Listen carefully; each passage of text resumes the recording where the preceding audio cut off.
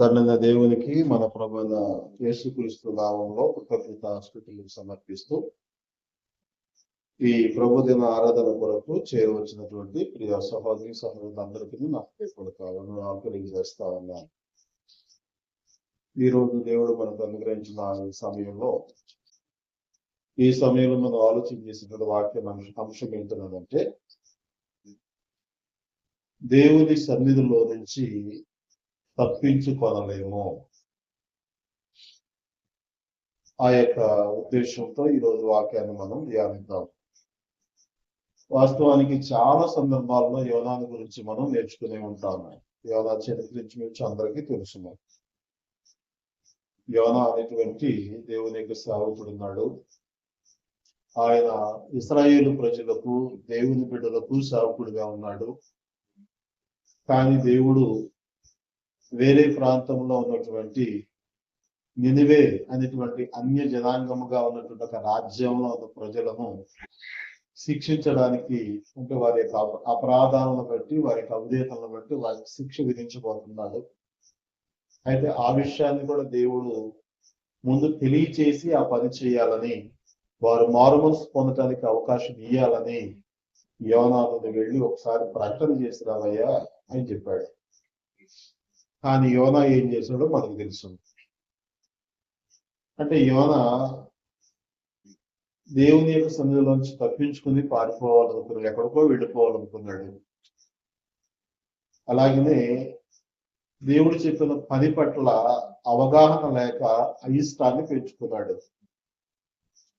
కనుకన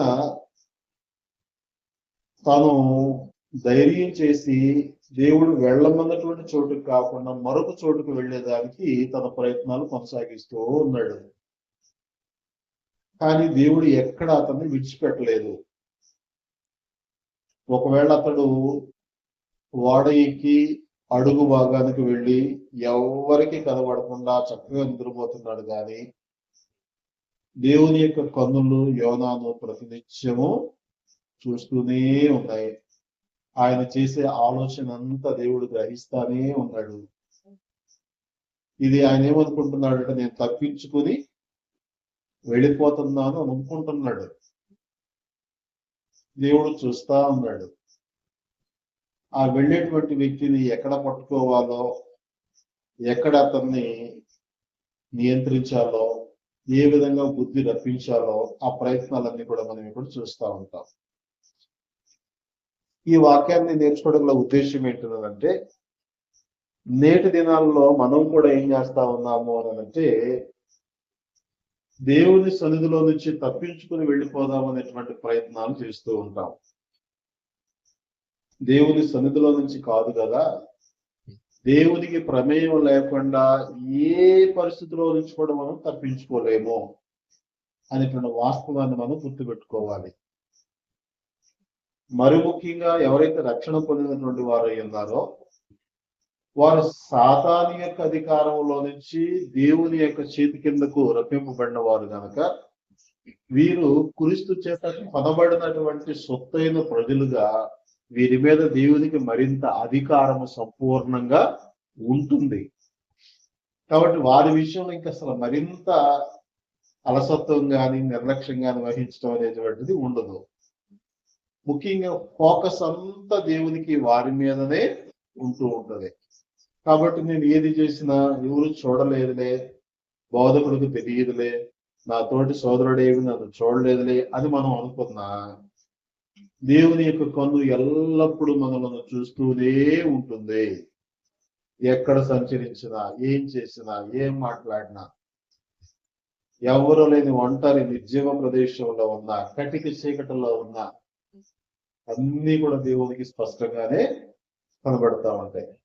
కాబట్టి మనము ఎప్పటికీ దేవుని సన్నిధిలో నుంచి తప్పించుకొని పారిపోలేము అనే వాస్తవాన్ని మనం గుర్తించడానికి ఈ పాఠాన్ని మనం పరిశీలించే ప్రయత్నం చేద్దాం.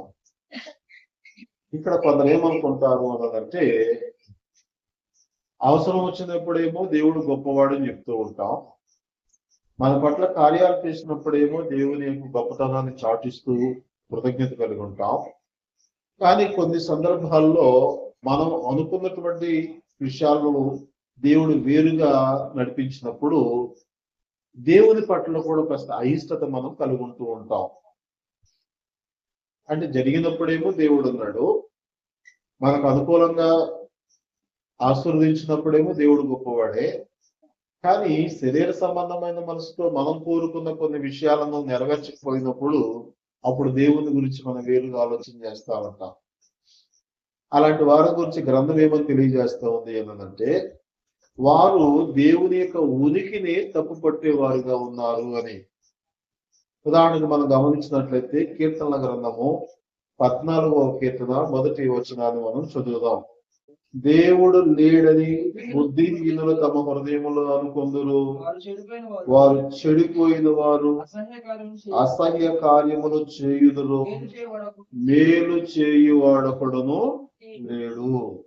గమనించండి, అంటే ఎప్పుడైతే మనం దేవుని యొక్క ఉద్దేశాలను తిరస్కరించే వారుగా ఉంటూ ఉన్నామో అప్పుడు దేవుని యొక్క ఉనికినే మనం ఏం చేస్తున్నామట, తిరస్కరిస్తా ఉన్నాము. మేలు చేసే మనసు లేక, ఉదాహరణకి మనకి పాఠంలో అంతా యోనా యొక్క మాటలే వస్తూ ఉంటాయి. యోనాను నినివే పట్టణానికి వెళ్ళి దానికి దుర్గతి కలుగుతుందని ప్రకటించమని చెప్పాడు. ఈయన సొమ్మేం పోయింది, మనం క్యాజువల్ గా అనుకున్నాం.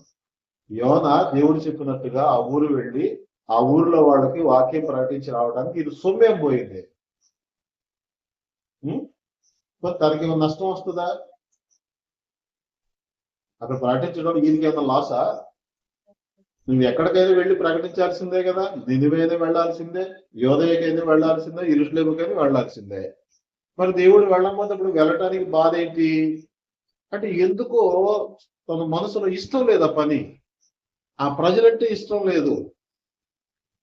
ఇలాగ ఏం చేస్తా ఉంటారు అన్నదంటే, తమకు ఇష్టం లేనటువంటి వాటిని దేవుని మీద రుద్ది దేవునికి వేరుగా ప్రవర్తించాలని మనం ఆలోచన చేస్తా ఉంటాం. ఎంత దూరం వెళ్ళగలం అలాగనా? కనుక వాళ్ళ గురించి ఏమంటున్నాడు అంటే 53వ కీర్తన 1వ వచనంలో, దేవుడు లేడని బుద్ధిహీనులు తమ హృదయములో అనుకొందురు, వారు చెడిపోయిన వారు అసహ్య కార్యములు చేయుదురు, మేలు చేయువాడొకడును లేడు. గమనించండి, అంటే మనము మన ఆలోచనను మన యొక్క మనసును చెడగొట్టుకుని దీన్ని ఎవరి మీదకి తోసే ప్రయత్నం చేస్తాం? దేవుని మీదకి, దేవాది దేవుని మీదకి తోస్తా ఉంటాం. కనుక ఈ దేవుని నిందించేటువంటి వారిగా, అంటే కొన్ని సందర్భాలు అంటాం, నేను ఎంతకాలం భక్తిగా ఉన్నాను కానీ నాకు ఏదీ జరగలేదు, నాకు ఏమీ వరగలేదు, నేను ఏమి ఎదిగాను, నాకు ఏ మేలు జరిగింది, నాకంటే వెనుకున్నటువంటి వాళ్ళు ఎంత అభివృద్ధి చెందుతున్నారు, లేకపోతే దేవుని ఎరగనటువంటి వాళ్ళు ఎంత బ్రహ్మాండంగా బ్రతుకుతున్నారు అని ఈ పోల్చి చూసుకునేటువంటి ధోరణిలో మనం ఏదో తక్కువైపోయినట్లుగా భావిస్తూ ఉంటాం. మీరు గమనించండి, దేవుని యొక్క పిల్లలుగా ఎంచబడినటువంటి వారు, లేక రక్షణ పొందినటువంటి దేవుని యొక్క కుమారులు కుమార్తెలు, భూలోకంలో శరీర సంబంధులుగా ఉన్న ఏ గొప్ప వ్యక్తి కంటే గొప్పవారు కాదు. మీరు గమనించుకోండి, ఈ దేశంలో ఈ ప్రాంతాల్లో మనకు ముఖ్యమైనటువంటి నాయకులు, అధికారులు, పెద్ద పెద్ద వాళ్ళు ఉంటారు. వాళ్ళకి అధికార విషయంలో, నాయకత్వ విషయంలో, డబ్బుల విషయంలో, జ్ఞానం విషయంలో, ఇంకా అనేక రకాల విషయాలు చాలా ఉన్నతమైన స్థితి ఉంటుంది. కానీ వాళ్ళ యొక్క మనసు, వారి యొక్క ఆత్మీయ స్థితి ఎక్కడుంది? ఎక్కడుంది? పాపంలోనే ఉంది, క్రీస్తుకు వేరుగా ఉంది, నాశనానికి సమీపంగా ఉంది. ఇప్పుడు వారికి ఉన్నటువంటి వాటి అన్నిటి ద్వారా పాపం నుంచి తప్పించుకోగలుగుతారా? దేవునికి ఉగ్రత నుంచి వాళ్ళు బయటపడగలుగుతారా? కానీ అంత గొప్ప భాగ్యాన్ని మనకు కలుగజేసినప్పుడు దేవుడు, అది ఆశీర్వాదం కదా అన్నిటికంటే. కనుక ఇలా ఉన్న వాటిని మనం మర్చిపోయి లేని వాటిని గురించి బాధపడుతూ దేవునికి వేరుగా ఆలోచించే ప్రయత్నం చేస్తూ ఉంటాం. కనుక ఇక్కడ యోనాను గురించి కూడా మనం ఆలోచన చేసినట్లయితే, ప్రకటించడం అనేటువంటి తన బాధ్యత. అది ఏ ప్రజలకైనా ప్రకటించాల్సిందే. ఒకరిని ఇష్టపడటానికి, ఒకరిని తృణీకరించడానికి నీకు హక్కు లేదు. ఎందుకు అంటే నువ్వు ఇష్టపడే వ్యక్తి అయినా, నువ్వు తృణీకరించే వ్యక్తి అయినా, దేవుని పోలికలో దేవుని ఆత్మ కలిగి సృష్టింపబడినటువంటి వ్యక్తే. నీకున్న వ్యక్తిగతమైన స్థానికమైనటువంటి భేదాభిప్రాయాలను బట్టి వాళ్ళ ఆ కులపు వాళ్ళని, ఈ కులపు వాళ్ళని, ఆ ప్రాంతం వాళ్ళని, ఈ ప్రాంతం వాళ్ళని, లేకపోతే వాళ్ళని వీళ్ళనేటువంటి భేదాభిప్రాయాలు మన మనసులో బాగా జీర్ణించుకుందాం, మనం అంటించుకుందాం. కానీ దేవునికి అలాంటి భేదాభిప్రాయాలు ఏముండవు. ఎందుకు అంటే తన ఆత్మను వారికి మనకి అందరికి ఇచ్చిన వాడు ఆయన కదా. తన ఊపిరిని మనందరికి సమానంగా ఇచ్చాడు కదా. మనలో ఉండేటువంటి ప్రతి నిర్మాణ విధానం అంతా కూడా దేవుడు ఒకే రీతిగా కలుగు చేసిన వాడు. అందుకనే పౌలు అంటాడు, ఒకని నుండి ప్రతి జాతి మనుషులను ఆయన సృష్టించాడనే విషయాన్ని ఏథెన్సు పట్టణంలో పౌలు బారు చేస్తూ గుర్తు చేస్తాడు. ఆ ఒక్క మనుషుడు ఎవరు అనంటే ఆదాము. ఆదాము ద్వారా ప్రతి జాతి మనుషులను దేవుడు కలుగు చేశాడు. అంటే జాతుల వారిగా కలుగు చేయలేదు. కలుగు చేయబడిన మనుషులు తరువాత జాతుల వారుగా విడిపోయారు. అది కూడా ఆ మహత్తరమైన ఘట్టం కూడా ఎక్కడ జరిగింది అనంటే నోవాహు జలప్రళయం తర్వాత ఈ నోవాహు సంతానం అంతా కూడా భూమి మీద మళ్ళా సంఖ్య జనాంగం విస్తరిస్తున్న క్రమంలో వాళ్ళందరూ కలిసి ఒక ఆలోచన చేశారు. మీరు ఆదికాండం 11వ అధ్యాయం చదివితే అక్కడ ఈ సందర్భం ఉంటది. ఏమని ఆలోచన చేశారు అంటే, మన యొక్క పితరుడైన నోవాహు కాలంలో జలప్రళయం వచ్చిందట. అప్పుడు అందరినీ కూడా నాశనం చేసిందట. కాబట్టి అలాంటిది ఏదైనా వస్తే మనం మరలా నాశనం కాకుండా ఉండే నిమిత్తం మనం ఏం చేద్దామంటే, భూమి అందంతటా విస్తరించటం కాకుండా మనం ఉన్నటువంటి ఇదే ప్రదేశంలో ఆకాశమునంటే అంత గొప్ప గోపురం కడదాం రెండు అనుకుని ఒక మంచి అపార్ట్మెంట్ కట్టడానికి బయలుదేరారు. దేవుడు వాళ్ళ ఆలోచన చూశాడు, వాళ్ళ పనిని గమనించాడు. అక్కడ ఎలాగుందంటే జనాంగం ఒక్కటే, వారందరికీ భాష ఒక్కటే, వారు చేయాలనుకున్న పనిని గురించిన ఆలోచన కూడా ఒకటే. కాబట్టి వీళ్ళు చేయాలనుకున్న పని పూర్తి చేసేస్తారు. కానీ నా ఉద్దేశం వీళ్ళు ఇలా ఎదగాలని కాదు, వీళ్ళు భూమి మీద ఇలా ఎదగాలని నేను అనుకుంటున్నాను. కాబట్టి దేవుడు అక్కడ ఏమంటాడు, ఆదికాండం 11వ అధ్యాయము 7వ వచనం చదవండి. దేవుడు అంటున్నాడు, గనుక మనము దిగిపోయి వారిలో ఒకని భాష ఒకనికి తెలియకుండా అక్కడ వారి భాషను తారుమారు చేతము రెండని అనుకోలేను. అప్పుడు దేవుడు ఏం చేశాడు, ఆ ఒక్కటే జనాంగంగా ఒక్కటే భాష మాట్లాడి ఒక్కటే ఆలోచన ఉన్నటువంటి ప్రజల యొక్క భాష ఒకరికి అర్థం కాకుండా దేవుడు గలిబిలిని సృష్టించాడు అక్కడ. అలాగన ఒకరిని పని చేసేటప్పుడు రాయవరా బాబు అంటే అడు సుత్తెత్తున్నాడు, ఫలానా పని పెట్టేవారు అంటే ఇంకోటి ఎత్తున్నాడు, అర్థం కాక, భాష అర్థం కాక. ఇలాగన ఎవరి భాష ఎవరికి అర్థమవుతుంది, వాళ్ళంతా వేరే గుంపు అయిపోయారు. మరొక భాష మాట్లాడే వారంతా ఒక గుంపు అయిపోయారు. ఇలాగన అక్కడ జనాంగాలు ఏమైపోయారు, విడిపోయారు. వేరు జాతుల వారుగా విడిపోయిన వారందరినీ వేరు జాతులుగా వాళ్ళు అక్కడ ఎస్టాబ్లిష్ అయినట్టుగా మనం చూస్తూ ఉంటాం. కాబట్టి దేవుడు ఎవరినైనా ఆయనే కలుగు చేశాడు. తెల్లగా ఉండొచ్చు, నల్లగా ఉండొచ్చు, పొట్టిగా ఉండొచ్చు, పొడుగ్గా ఉండొచ్చు, ఏ రకంగా ఉండనివ్వండి, వారిలో జీవాన్ని, ఊపిరిని, సమస్తాన్ని ఇచ్చిన వాడు దేవుడే. అయితే మనకున్నటువంటి ఆధిక్యత ఏంటంటే, మన యొక్క ప్రియుల కంటే ముందుగా దేవుడు తన యొక్క సత్యాన్ని మనకు బయలుపరిచి మనము దేవునికి పిల్ల అయ్యేటువంటి అవకాశాన్ని, భాగ్యాన్ని మనకి ఇచ్చాడు. ఇందులో మనకేదో ప్రత్యేకమైనటువంటి యోగ్యతలు, ప్రత్యేకమైన ఆధిక్యతలు అన్నట్టు కాదు, ఆయన కృప. యాకోబు విషయంలో, ఏసావు విషయంలో దేవుడు అంటాడు, నేను ఎవరిని కరుణించునో వారిని కరుణిస్తాను, ఎవరిని కఠినపరుస్తానో వారిని కఠినపరుస్తాను, అది నా ఇష్టం అంటాడు. అంటే యాకోబుని ఎందుకు ప్రేమించావు, ఏసావుని ఎందుకు ద్వేషించావు? ఏసావు ముందు పుట్టాడు కదా, యాకోబుకి ఎందుకు దీవెనలు ఇచ్చావు అని అంటే ముందు పుట్టినోడు దీవెనలు పొందుకోవాలని రూల్ ఏమన్నా? కాబట్టి దేవుడు తనకు నచ్చినట్టుగా తన మనసులో ఉన్న ఉద్దేశాల ప్రకారం మనుషులందరి పట్ల వ్యవహరించేదానికి ఆయన సిద్ధంగా ఉంటాడు. కనుక దేవుడు చెప్పిన పని చేయటమే మన వంతు తప్ప మన బుద్ధికి, మన మనసుకు ఉన్నటువంటి అభిప్రాయాలతో దేవుని యొక్క చిత్తానికి ఎలాంటి సంబంధం ఉండదు. అవసరమైతే దేవుని యొక్క ఉద్దేశాలకు తగ్గట్టుగా మనలో ఉన్నటువంటి అభిప్రాయాలు మనం మార్చుకోవాల్సిందే తప్ప దేవుడు తన అభిప్రాయాలు మాత్రం ఎప్పుడు మార్చుకోడు. ఇది మనం గుర్తించాలి. ఆ విషయాన్ని గుర్తించకుండా యోనా ఏం చేశాడు అన్నదంటే, ఆయన నినివేకు వెళ్ళమంటే నినివేకు వెళ్లకుండా తర్షీషుకు వెళ్ళేటువంటి ఒక ఓడను చూసి దానికి సంబంధించినటువంటి టికెట్ కొనుక్కుని ఆ ఓడ ఎక్కి ఆ ఓడలో అడుగు భాగానికి ఎవరికి సంబంధం లేకుండా ఒంటరిగా ప్రశాంతంగా ఉండేదానికి పోయి అక్కడ హాయిగా నిద్రపోతా ఉన్నాడు. ఓడ బయలుదేరింది, ప్రయాణం సాగుతా ఉంది. అమ్మయ్య, నేను అనుకున్నంతా బాగా అనుకూలంగా ఉంది అనుకుని హాయిగా నిద్రపోతా ఉన్నాడు. ఏం జరిగింది మధ్యలో మనందరం తెలిసింది. దేవుని పనిని తప్పించుకుని పారిపోవడానికి చేసిన ఈ మనుషుల ద్వారా ఆ బలమైనటువంటి ఓడలో ఉన్నటువంటి అమాయకపు ప్రజలందరూ కూడా బాధింపబడ్డారు. ఎవరి వలన? దేవుని వలన బాధించబడ్డారు. ఇక్కడ తప్పు చేసింది ఎవరు? యోనా ఒక్కడు. ఓకే, దేవుని మాట వినకుండా తన సొంత ఉద్దేశాలకు వెళ్ళిపోతున్నాడు. ఈయన చేసినటువంటి తప్పుకు ఎవరెవరు బాధపడుతున్నారు?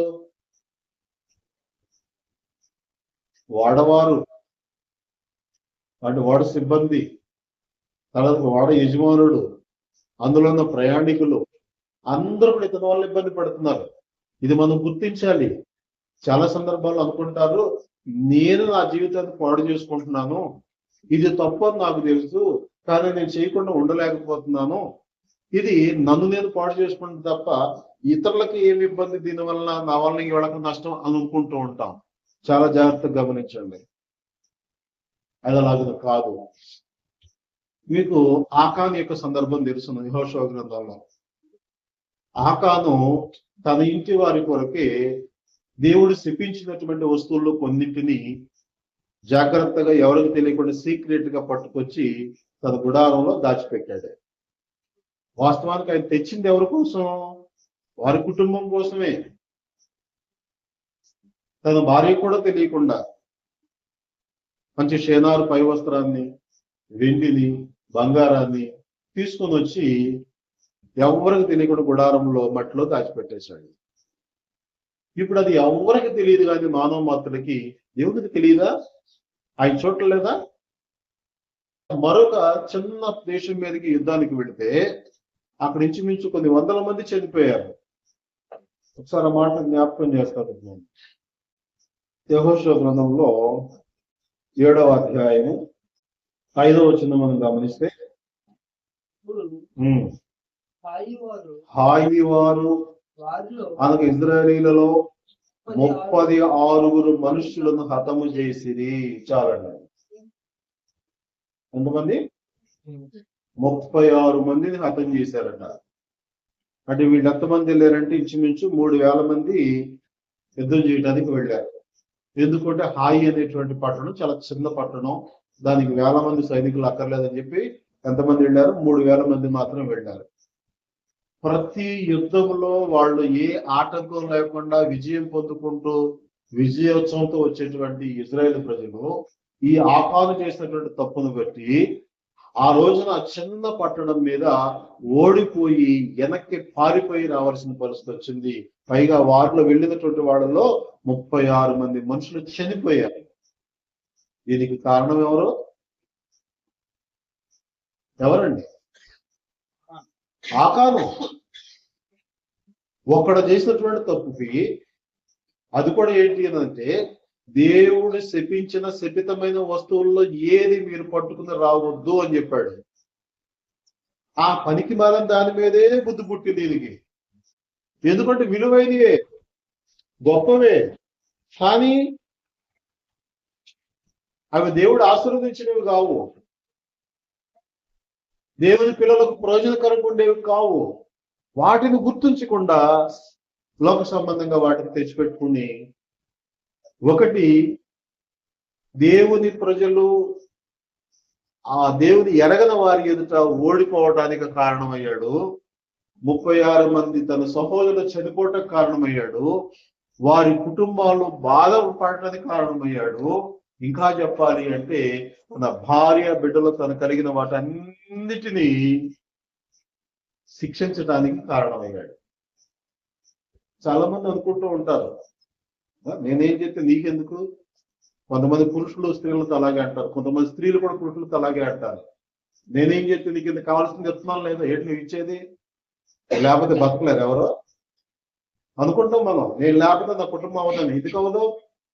చూడండి, లోకంలో ఎంతమంది చిన్న చిన్న పిల్లలు ఉండగానే తల్లిదండ్రులు పోయిన వాళ్ళు ఉన్నారు, తండ్రి పోయిన వాళ్ళు ఉన్నారు, తల్లి పోయిన వాళ్ళు బతకట్లేదా? దేవుడు వాళ్ళని వదిలిపెట్టేస్తాడా? మన అజ్ఞానం అది. నేను లేకపోతే జరగదు, నీకెందుకు, నా సంగతి నీకెందుకు అంటాం. తప్పది. నువ్వు చూడకపోగా, జాగ్రత్త పడకపోగా, నీ అజ్ఞానాన్ని బట్టి, నీ తెలుగు తక్కువతనాన్ని బట్టి అవమానమైనటువంటి పరిస్థితులు నిన్ను నమ్ముకున్న వారికి కలుగు చేస్తున్నావు. యోనా చేసింది అదే. ఆ రోజున ఎంత బాధ్యతాయుతమైన పని అప్పచెప్పాడు దేవుడు. అయ్యా, ఇంచుమించు అక్కడ 1,50,000-20,000 మంది ప్రజలు ఉన్నారు. వాళ్ళందరూ అమాయకులు, ఏదో తెలుసో తెలియక పాపంలో చిక్కుకున్నారు. వాళ్ళ పాపము పరిపక్వం అయిపోయింది, శిక్షించబోతా ఉన్నాను కనుక నువ్వు వెళ్ళి ఒకసారి ప్రకటన చేసిరా. ఇంకా 40 దినాల్లో ఈ నినివే మహాపట్టణం నాశనం కాబోతావు, దేవుడు ఉగ్రత కురిపించబోతా ఉన్నాడని నువ్వు ప్రకటన చేసిరా. ఎవరైనా మారేవాళ్ళు మారుతారు కదా అని చెప్పేసి అంటే, ఈయనకేంటి వెళ్ళటానికి బాధ ఏంటి అంటే, జాతి సంబంధమైనటువంటి ద్వేషం. వాళ్ళేమో అన్యులైనటువంటి వారు, మేమేమో యూదులు, ఇజ్రాయేలు, దేవుని బిడ్డలు. మేమిల్లు అక్కడ చెప్పడం ఏంటి? రెండవది, మనకు దూరస్తులైనటువంటి వారి విషయంలో ప్రేమ లేకపోవటం. వాడు ఏమైపోతే మనకెందుకు అనేటువంటి స్వార్థపూరితమైన మనసు మనదే. క్రైస్తవులు కూడా అలాగే ఉంటారు. కాబట్టి దేవుడు తెలియజేస్తున్న మాట ఏంటంటే, మనుషులందరూ రక్షణ పొందాలనేటువంటిది దేవుని యొక్క సంకల్పం. తిమోతికి రాసిన మొదటి పత్రిక 2వ అధ్యాయము 4వ వచనం మనం చదివినట్లయితే, తిమోతికి రాసిన మొదటి పత్రిక 2వ అధ్యాయం 4వ వచనం అంటాడు, దేవుడు అనుకుంటున్నాడట, మనుషులందరూ రక్షణ పొంది సత్యమును గూర్చిన అనుభవ జ్ఞానము గలవారు ఇవ్వాలనని హెచ్చరించుచున్నాడు. దేవుడేమో నువ్వు రక్షణ పొందాలి, నీ కుటుంబం రక్షణ పొందాలి, నీ ఇరుగు పొరుగు వారు రక్షింపబడాలి, నీ గ్రామస్తులు రక్షించబడాలి, ప్రతి ఒక్కరూ రక్షణ పొందాలని దేవుడు ఆలోచన చేస్తా ఉంటే, మనం ఏం ఆలోచన చేస్తా ఉన్నాము? నేను ఒక్కడనే బాగుంటే సరిపోతుంది. ఈ స్వార్థపూరితమైనటువంటి అలవాట్లు పోవటం లేదండి. మనుషుల యొక్క ప్రవర్తనలు మారుతున్నాయి, అలవాట్లు మారుతున్నాయి, కానీ బుద్ధి మాత్రం మారట్లా, అక్కడ నూతన పరచబట్టలా. అందుకు దేవుడు అంటా ఉన్నాడు, నీవు ఎక్కడున్నా సరే, ఏ పరిస్థితిలో ఉన్నా సరే, నా సన్నిధిలో నుంచి తప్పించుకోవడం నీకు చేత కాదు. మీరు గమనించండి, మనం ఏదైనా దేవునికి వేరుగా కార్యం చేద్దామని ఒకవేళ అనుకుంటే, అది దేవుడు ఖచ్చితంగా మన చేత చేయిస్తాడు. దానికి మొదటి ఎగ్జాంపుల్ నా గురించి నేనే చెప్తా. నేనైతే ఖచ్చితంగా దేవుని సేవ చేయొద్దు, అసలు మనకు వద్దిది అని నా వ్యక్తిగతంగా తీసుకున్న నిర్ణయం అది. కానీ దేవుడు పరిస్థితులను అనుకూలపరిచి తన చిత్తాన్ని నెరవేరుస్తూ వద్దు అనుకున్న పని చేసేటట్టుగా నన్ను తనకు అనుకూలంగా మలుచుకున్నాడు. ఇదే అనుభవం మీ జీవితాల్లో కూడా ఉంటది. ఎందుకు వచ్చిందిలే, వాళ్ళు మంచోళ్ళు కాదు, ప్రార్థన చేస్తారు కానీ వీళ్ళు ఎలాంటి వాళ్ళు, వీళ్ళతో మనకెందుకులే అనుకుంటాము. కానీ దేవుని యొక్క ఉద్దేశం ఏంటంటే, మనుషుల యొక్క వ్యక్తిత్వాలు, మనుషుల యొక్క అలవాట్లు నికరం కాదు, అవి శాశ్వతంగా ఉండవు. దేవుని యొక్క ప్రేమ, దేవుని యొక్క ఆలోచనలు స్థిరంగా ఉంటాయి. కాబట్టి ఏం చేస్తాడు అంటే, తన ఉద్దేశాలకు అనుకూలంగా మలుస్తూ ఉంటాడు. మీరు గమనించండి, ఇప్పుడు మోషే ఉన్నాడు. మోషే ఐగుప్తు దేశంలో ఫరో కుమార్తెకు కుమారుడుగా ఎదిగాడు. ఇక్కడ ఎదగటం అని అంటే ఏదో వయసుతో బారుగా పెరగటం అని కాదు. ఎదగటం అంటే అర్థం ఏంటంటే, ఒక రాజు యొక్క కుటుంబంలో పెరిగే వ్యక్తికి ఎలాంటి అర్హతలు అయితే ఉండాలో, ఎలాంటి జ్ఞానం అయితే ఉండాలో, ఎలాంటి స్టేటస్ ఉండాలో అన్నిటినీ సంతరించుకుని ఎదిగాడు మోషే. ఐగుప్తీయుల సకల విద్యలలో అతడు ప్రావీణ్యుడు, మాట యందు నేర్పరితనం కలిగినటువంటి వాడు. అంటే ఒక రాజు కుటుంబానికి ఎలాగ ఉండాలో అలాగ ఉండటం నేర్చుకోదగినటువంటి వ్యక్తి. అలాంటి వ్యక్తిని దేవుడు ఎన్నుకొని నా ప్రజలు నడిపించాలి రమ్మంటే ఏమన్నాడు మోషే? అయ్యో నేను నోటి మాంద్యం గలవాడినే, నాకు మాట్లాడటం చేత కాదే, నేను ఎలా చేయగలను అని దేవుడి యొక్క పిలుపును తప్పించుకోవడానికి ట్రై చేశాడు. అప్పుడు దేవుడు అన్నాడు, ఓకే నీకు మాట్లాడటం రాదా, అయినా పర్వాలేదు, నువ్వు వచ్చి ముందు నిలబడు, నీ అన్నయ్య అహరోన్ అన్నాడు, అతను బాగా మాట్లాడగలడు, అతడు నీకు నోరుగా ఉంటాడు, నువ్వు అతనికి దేవుడుగా ఉంటావు, రా అన్నాడు. అయ్యో అక్కడికి వెళ్ళిన తర్వాత మీరు పంపించిన వాడి పేరేంటని అడుగుతారు నన్ను, నేనేం చెప్పను? తప్పించుకున్నాడు తెలియకట్లు ఎక్కువ కదండి. పని చేసేవాడైతే పని మీదే దాసి పెడతాడు, తప్పించుకోవాలని ప్రయత్నం చేసేవాడైతే ఎన్ని వంకలు దొరుకుతాయో. కానీ దేవుని దగ్గర ఎన్ని వంకలు పెట్టినా, ఎలాంటి ఆ ప్రయత్నాలు మనం చేసినా అవన్నీ చెల్లవు. మీరు బాగా గమనించండి. అలాగే ఇర్మియాని పిలిస్తే ఇర్మియా అంటున్నాడు, అయ్యో నేను బాలుడనే. గొప్ప ఏళ్ళు వచ్చినా బాలుడే. దేవుడు సేవ చేయటానికి, ఆ రోజుల్లో సేవ చేయటానికి కానీ, యుద్ధం చేయటానికి కానీ ఆ ప్రాథమిక వయసు అంటే ఏమంటారు ఇప్పుడు, మెచ్యూరిటీ ఏజ్ అంటారు కదా, అది ఎంత ఇజ్రాయెల్ 30 years. అందుకని బాప్తిస్మం వచ్చే యోహాను కానీ, యేసు ప్రభు వారు కానీ, సేవకు వచ్చిన ఎవరైనా సరే 30 సంవత్సరాల తర్వాత వచ్చారు, మీరు గమనించుకోండి. అంటే అప్పుడు ఆ ఏజ్ పర్ఫెక్ట్ అనమాట. అలాగన ఆ ఏజ్ వచ్చిన తర్వాత ఇర్మియాని పిలుస్తుంది. ఇర్మియా అంటాడు, అయ్యో నేను బాలుడనే, నేను ఈ పని ఎలా చేయగలను అంటాడు ఇర్మియా. నేను బాలుడిని అనొద్దు, నీ నోట్లో నా మాటలు ఉంచా. ఇర్మియా అయితే మరీ ఘోరం, చెప్పలేం పాపం ఆయన బాధ. 50 సంవత్సరాల పాటు ఇజ్రాయేల్ ప్రజల కొరకు పోరాడి పెళ్లి చేసుకోకుండా సేవ చేస్తే ఇంకా నాకైతే తలుచుకుంటుంది ఏడుపు వస్తుంది. ఒక్కడు మారలేదా? ఒక్కడు మారలేదు. పైగా పెళ్లి చేసుకోకుండా దేవుని కోసమే. అందుకు ఇర్మియా అన్నాడు, నీ యవన ప్రాయంలో వైవాహిక ప్రేమనంతా నాతోనే గడిపేవాడు.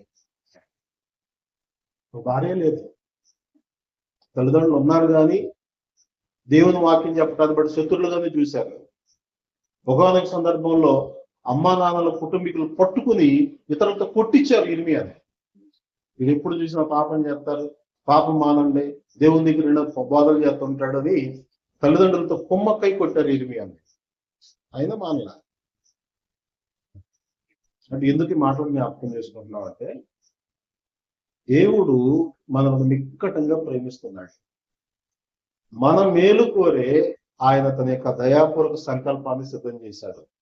అది మనకు మేలుకరమైందే గాని కీడు కలిగించేది కాదు, నష్టం కలిగించేది కాదు.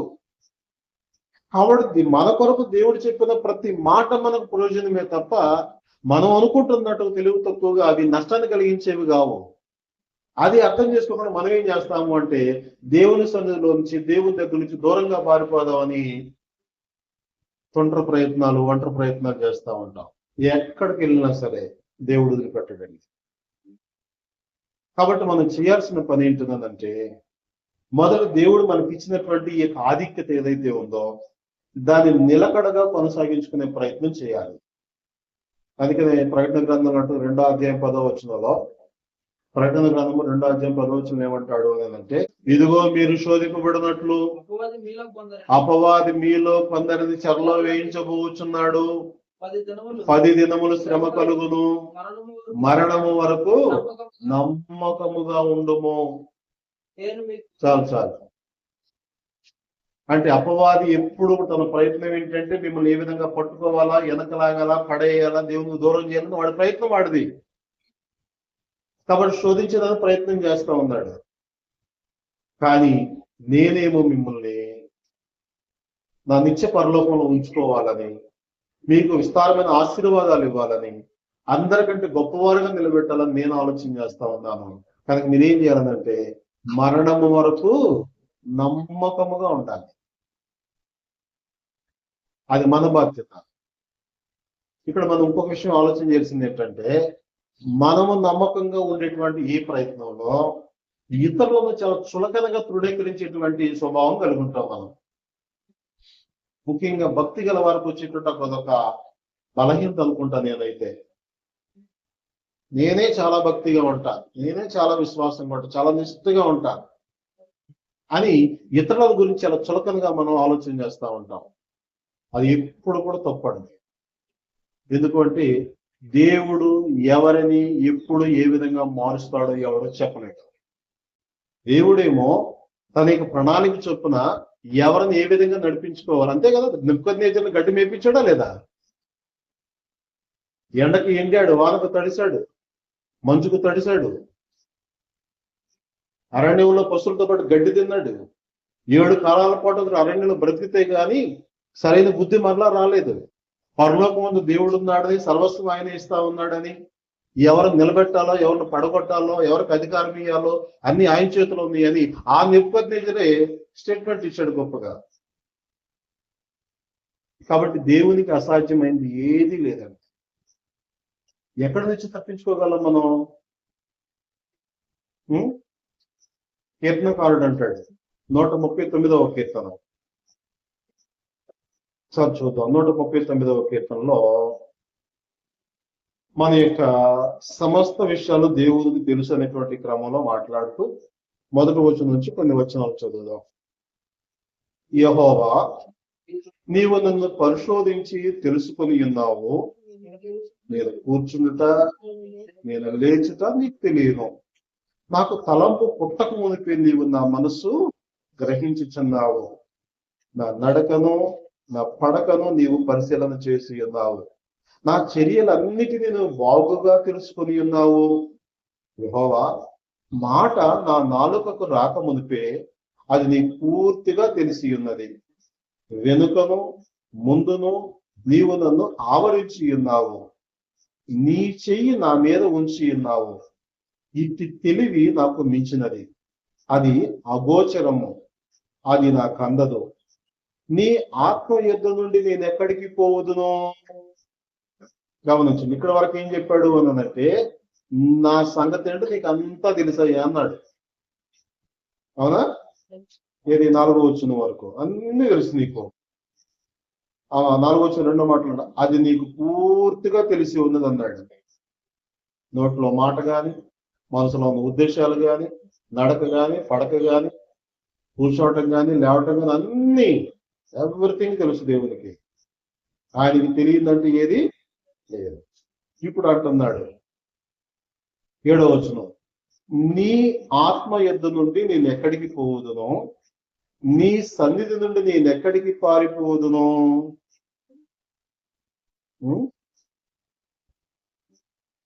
పారిపోవాలని ప్రయత్నం చేస్తున్నాడు కదా యోనా. మోషే తప్పించుకోవాలని ప్రయత్నం చేశాడు కదా. ఈ ఊరిలో పడకూడదని చెప్పి ఇర్మియా కూడా అయ్యో నాకు చేత కాదు బాలుండి అన్నాడు కదా. ఇలా అన్నవాళ్ళందరూ తప్పించుకున్నారా? దావీదు అంటున్నాడు, ఎక్కడికి పారిపోదును? నేను ఆకాశమునకెక్కినను నువ్వు అక్కడ ఉన్నావు. నేను పాతాళమందు పండుకొనినను నువ్వు అక్కడను ఉన్నావు. నేను వేకువ రెక్కలు కట్టుకొని సముద్ర దిగంతములలో నివసించినను అక్కడను నీ చెయ్యి నన్ను నడిపించును. నీ కుడి చెయ్యి నన్ను పట్టుకొనును. అంధకారము నన్ను మరుగు చేయును. నాకు కలుగు వెలుగు రాత్రి వలె ఉండును అని నేను అనుకుని ఎడలా చీకటి అయినను నీకు చీకటి కాకపోవును. యోనా షాప్ గడుపులోకి వెళ్ళిపోయాడంట. ఏమని ప్రార్థన చేశాడు తెలిసిన? ఏమని ప్రార్థన చేశాడు చూద్దాం ఒకసారి. యోనా గ్రంథం 2వ అధ్యాయం. ఆ మచ్చపు కడుపు నుండి యోనా యెహోవాకు ఇలాగ ప్రార్థించను, నేను ఉపద్రవములో ఉండి యెహోవాకు మనవి చేయగా ఆయన నాకు ప్రత్యుత్తరం ఇచ్చాను. పాతాళ గర్భములో నుండి నేను కేకలు వేయగా అన్నాడు. ఎక్కడున్నాడు ఇప్పుడు ఆయన ఎక్కడున్నాడు? చేప కడుపు ఏమైనా పాతాళమా? కాదు. ఎందుకు మరి పాతాళం అన్నాడు? అక్కడ చేప కడుపులో ఉన్నప్పుడు తనకి ఏం కనపడుతుంది? ఏమీ కనపడదు, చీకటే కదా. కాబట్టి ఇప్పుడు అతను స్థలాన్ని ఏమనుకుంటున్నాడు? నేను భూమి దిగాంతాలకు ఎక్కడో తెలియని స్థలానికి వెళ్ళిపోయాను, కాబట్టి ఇప్పుడు నేను ఎక్కడున్నాను? పాతాళ గర్భంలో ఉన్నాను అనుకుంటున్నాడు. అలాగే 3వ వచనంలో, నీవు నన్ను అగాధమైన సముద్ర గర్భములో పడవేసి ఉన్నావు. అగాధమైన అంటే చీకటి కలిగినటువంటి సముద్ర గర్భంలో నన్ను పడవేశావు. తర్వాత ప్రవాహములు నన్ను చుట్టుకొని ఉన్నవి, నీ తరంగములు నీ కరుళ్ళను నన్ను కప్పి ఉన్నవి. నీ సన్నిధిలో నేను వెలివేయబడినను, నీ పరిశుద్ధాలయము తోట మరలా చూచెదను కొంటిని.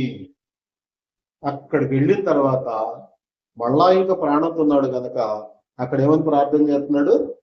నేను ఇలాంటి పరిస్థితుల్లో ఉన్నా గాని నీ సన్నిధిలోంచి నేను వెలివేయబడినప్పటికీ నీ పరిశుద్ధాలయము తోట మరలా చూస్తాను అనుకునేటువంటి ఆలోచన నాకుంది. 5వ వచనం, ప్రాణాంతము వచ్చినంతగా జలములు నన్ను చుట్టుకొని ఉన్నవి, సముద్రాగాధము నన్ను ఆవరించి ఉన్నది, సముద్రపు నాచు నా తలకు చుట్టుకొని ఉన్నది. నేను మరి ఎన్నటికీ ఎక్కి రాకుండా భూమి గడియలు వేయబడి ఉన్నవి, పర్వతముల పునాదులలోనికి నేను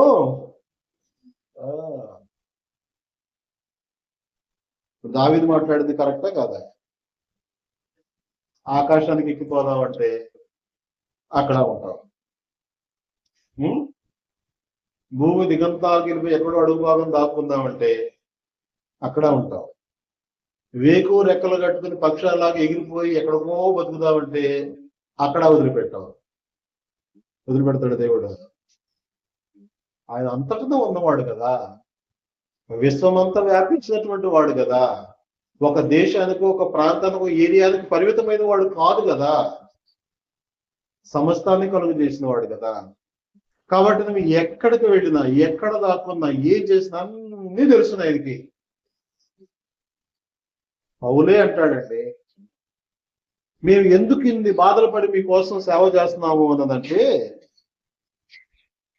క్రీస్తు ప్రేమ మమ్మను బలవంతం చేస్తుంది అంటాడు 2వ పత్రికలో.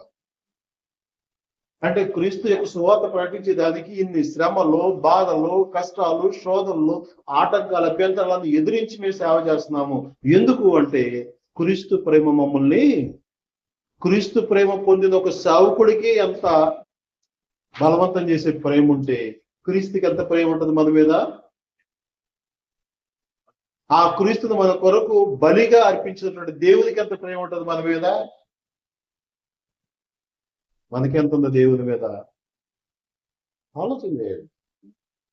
కాబట్టి మనం గమనించాల్సింది ఏంటంటే, దేవుడు మనల్ని ప్రేమించి దేవుని హస్తాల్లోనికి వచ్చిన తర్వాత మన కుప్పిగంతులేయడానికి కుదరదు, మన ఇష్టానుసారంగా జీవించడానికి కుదరదు. గమనించండి, మనం ఏది చేయాలనుకున్నా దేవునికి ఇష్టమైతే జరుగుతుంది. అందుకని సామెతలో ఒక మాట ఏమంటాడంటే 21వ అధ్యాయము 30వ వచనంలో ఉంది మాట, యెహోవాకు విరోధమైన జ్ఞానమైనను వివేచనైనను ఆలోచనైనను నిలవదు. దేవునికి విరోధంగా చేసిన ఏది నిలబడదు. అంటే దాని అర్థం ఏంటి? నువ్వు వాటిలో నిలబడలేవు, సక్సెస్ పొందలేవు అని అర్థం. కాబట్టి మనము యోనాకులాగా పశ్చాత్తాపడి మనసు తిప్పుకొని దేవుని వైపు మన మనసును మళ్ళించుకోవటమే మనకు శ్రేష్టమైన మార్గం తప్ప వేరొక మార్గము మనకు లేదు, వేరొక దారి లేదు. అలాగే యోనా వచ్చి ఆ నినివే పట్టణంలో 3 రోజులు తిరిగితే గాని తరగనటువంటి ఆ ఊరిలో ఒక్కరోజు ఎంత తిరగలడో అంత రోజు తిరిగి, ఆ రోజంతా తిరిగి ఈ పట్టణము దుర్గతి పొందబోతాము, దేవుడు శిక్షించబోతున్నాడు అని ప్రకటన చేస్తే, ఈ ప్రకటన ఆ నోట రాజు వరకు తెలిసి, రాజు మొదలుకొని అతి సామాన్యుడి వరకు కూడా ఉపవాసం ఉండి ప్రార్థన చేశాడు. పశువులకు నీళ్లు కూడా పెట్టలేదు, పశువులు కూడా ఉపవాసం పెట్టారు. సరైన నిజమైన ఉపవాసం వాళ్ళు చేశారు. మనకులాగా ఆఫ్ ఉపవాసం కాదు, కఠిన ఉపవాసం చేశారు. ఇంకా ప్రకటించాల్సిన రోజులు 2 ఉన్నాయి, ఇంకా వాటికంటే ముందే వాళ్ళు 2వ రోజు ఉపవాసం మొదలెట్టేశారు. ఆ రోజంతా ప్రార్థన చేస్తే దేవుడే చేష్టుడైపోయాడు. ఏంటి ఎంత స్పందన, ఎంత మారు మనసా!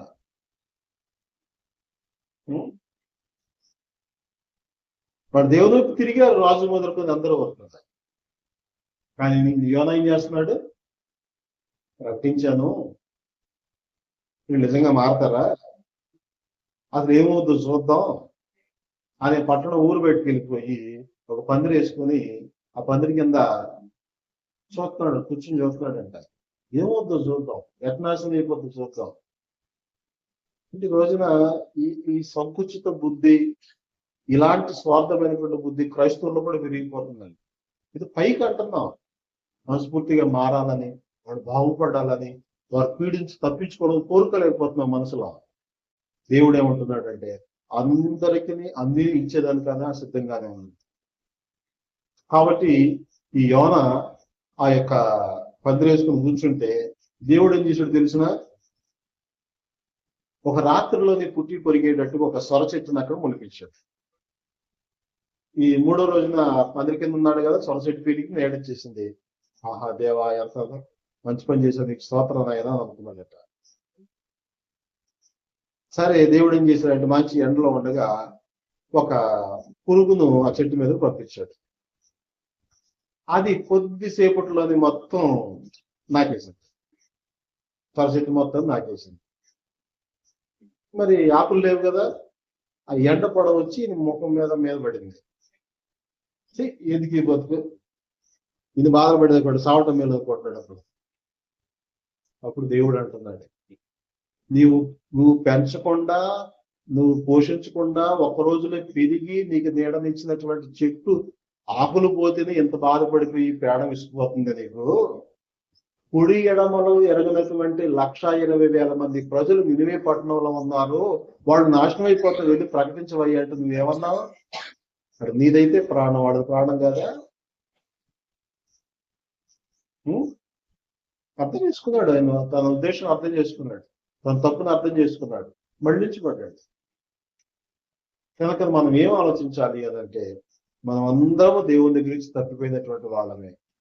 దేవుడు మనల్ని ముందుగా రక్షించాడు, అందుకు దేవుని స్తుతులు చెల్లిస్తూ మిగిలిన వాళ్ళ కొరకు మనం కష్టపడి పనిచేసి వాళ్ళను కూడా నడిపించేటట్టుగా ఉండాలి తప్ప స్వార్థంతో ఉండకూడదు. ఇంకొకటి, లోక సంబంధమైన విషయాల కొరకు దేవునికి దూరంగా వెళ్ళిపోవాలనేటువంటి ప్రయత్నం చేయకూడదు. కొంతమంది ఈ రోజున క్రైస్తవులు ఎలాగున్నారు అని అంటే, మనల్ని ఖండించే వాళ్ళ దగ్గరికి, గద్దించే వాళ్ళ దగ్గరికి, మనల్ని హెచ్చరిక చేసే వాళ్ళ దగ్గరికి ఎవరు రాకూడదు అనుకుంటున్నారు. సంఘంలో పరిస్థితి, మనం వెళ్ళగానే మనం చక్కగా అయ్యగారి ముందు వందనాలు చెప్పి 2 బ్రదర్ అని చెప్పేసి ఆహ్వానించి కూర్చోబెట్టేటువంటి చోటకి వెళ్తాం. మన సంగతి అంతా తెలిసిన ఆయన దగ్గరికి, మనం నడిపించిన సాగుడి దగ్గరికి వెళ్ళామనుకో, మన బతుకంతా తెలిసింది కదా, ఇల్లు కాడి ఏం చేస్తాడు ఇదా, ఎందుకు వచ్చింది, వెళ్ళటం ఎందుకు, పొడిపించుకోవడం ఎందుకు, ఎక్కడో చోట మొత్తానికి ఆరాధన కదా ఇంకే అవుతుందా? నీ కుటుంబం కాకుండా వేరే కుటుంబానికి వెళ్తే నీ కుటుంబం అవుద్దా? ఒకసారి రమ్మంటారు, 2 సార్లు రమ్మంటారు, 10 సార్లు రమ్మంటారు, నీ వల్ల ఇబ్బంది లేదో రమ్మంటారు. ఒకవేళ ఏదో నీకు బాధ వచ్చి నువ్వు ఆగిపోయావు, కనపడలా, పట్టించుకుంటారా? ఎందుకు రాలేదు ఆరగట్టుకుంటారా? ఎందుకని? ఆ కుటుంబ సభ్యుడు కాదు నువ్వు, నిజంగా నువ్వు అక్కడ పుట్టి పెరిగినోడు కాదు, నీతో ప్రేమ పంచుకున్న వాళ్ళు లేరు. ఇది టెంపరీ రిలేషన్. కాబట్టి మన సొంత కుటుంబం అంటూ మనకు ఉండాలి. అది ఆత్మ సంబంధంగా దేవుని యొక్క సంఘం. ఈ రీతిగా ఎప్పుడైతే మనం దేవుని యొక్క సంకల్పం అనుకూలంగా మనం మార్చుకుందామో, మనకు వాగ్దానం చేసిన ప్రతి వాగ్దానం నెరవేర్చడానికి దేవుడు సిద్ధంగా ఉంటాడు. లేదు అలా కాదండి, నాకు నచ్చినట్టే పోతాను అంటే నువ్వు ఎక్కడికన్నా పో, దేవుని చేతిలోంచి తప్పించుకోవటం సాధ్యం కాదు. హెబ్రీయులకు రాసిన పత్రిక 12వ అధ్యాయము 28వ వచనం నుంచి చదువుతున్నాను. అందువలన మనము నిశ్చలమైన రాజ్యమును పొంది దైవ కృప కలిగి ఉందము. ఆ కృప కలిగి వినయ భయభక్తులతో దేవునికి ప్రీతికరమైన సేవ చేయుదుము. రాజ్యాన్ని పొందిన తర్వాత వినయ భయభక్తులతో దేవునికి ఏ విధమైన సేవ చేస్తే ఇష్టపడతాడు ఆయన? ప్రీతికరమైన సేవ, తనకి ఇష్టమైన విధానంలో మనం చేయాలి అని చెప్పిన తర్వాత చివరి మాట ఏమో తెలిసిన, ఎలా అనగా మన దేవుడు దహించు అగ్ని అయి ఉన్నాడు అంటే దాని ఉద్దేశం ఏంటి? ఆ మాట చెప్పడం ఉద్దేశం ఏంటి? ఇష్టమైనటువంటి సేవ చేయకపోతే, వినయ భయభక్తులు లేకుండా ఉన్నట్లయితే, రాజ్యానికి వెలపట ఉన్నట్లయితే దహించబడేటువంటి చెత్తలో పొట్టులో మనం కూడా ఉంటామని దానికి వారిని. కాబట్టి మన జీవితంలో దేవుని దగ్గర నుంచి మనం ఎప్పటికీ తప్పించుకోలేమన్న వాస్తవాన్ని గుర్తించి, అయ్యా నిశ్చితం ఏంటో నాకు బయటపరచు, దానికి అనుకూలంగా పెడతాను. నేను చేసే పనుల్లో మీ యొక్క నిర్ణయం ఏంటో నాకు తెలుసుకునే జ్ఞానం ఇవ్వు, దాని ప్రకారం నేను నడుచుకుంటాను అని ఎప్పటికప్పుడు మనం అప్డేట్ అవుతూ దేవుని యొక్క ఉద్దేశాలను తెలుసుకునే ప్రయత్నం చేయాలి తప్ప, మన మనసులో ఏదో గూడు కట్టుకుపోయినటువంటి అజ్ఞాన సంబంధమైన ఆలోచనలన్నీ పెట్టుకుని వాటితోటే నేను బ్రతకాలి అనుకుంటే అది పూర్తిగా మనం దారి తప్పిస్తుంది. కాబట్టి మనం గ్రహించాల్సిన విషయం ఏంటంటే, దేవుని యొక్క సన్నిధిలో నుంచి మనం ఎక్కడికి తప్పించుకోలేము. కాబట్టి దేవుని యొక్క ఇంటిలో ఉంటే, దేవుని యొక్క కుటుంబ సభ్యులతో ఉంటే, దేవుని ఆరాధిస్తూ దేవుని గణపరుస్తూ ఉంటే ఆ సంతోషము, ఆ సమాధానము, ఆనందము, దానివల్ల కలిగే ఆశీర్వాదము ఒక రేంజ్లో ఉంటాయి. అలాంటి శ్రేష్టమైనటువంటి జీవితాన్ని జీవించేవారుగా దేవుడు మిమ్మల్ని అందరినీ కూడా వాక్యం ద్వారా బలపరచాలని నేను కోరుకుంటూ, ఇంతవరకు శ్రద్ధగా ఉన్న మీ అందరికీ నా హృదయపూర్వకమైన వందనాలు తెలియజేస్తూ ఈ మాట ముగిస్తా ఉన్నాను.